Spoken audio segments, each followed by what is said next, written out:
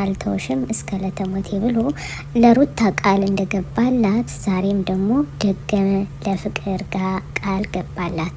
ይህን እንዴት ታዩታላችሁ? እውነት ለመናገር አብርሽ ተው ወደ ራሰ ተመለስ። ሁሉም እየተንጫጫ ነበር። ወላኪን የወደቀን ግንድ ምሳር ይበዛበታል ይባላል በሀገራችን ላይ።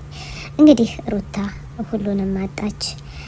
ለማጽናናት እንሞክር ማለት ነው። ፍቅርዬም እንግዲህ ውድ ናት፣ እንቁ ናት፣ ጎበዝ ናት። ፋፊዬም በጣም ልቡ ተሰብሯል።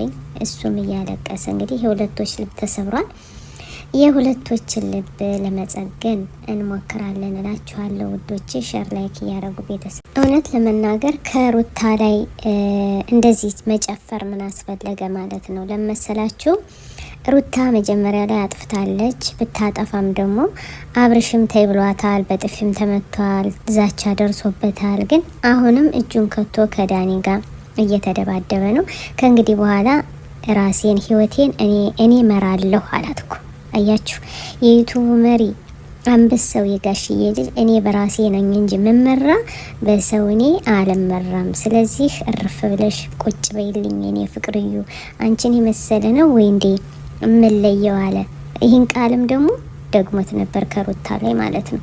እንግዲህ ውዶቼ እንደነገርኳችሁ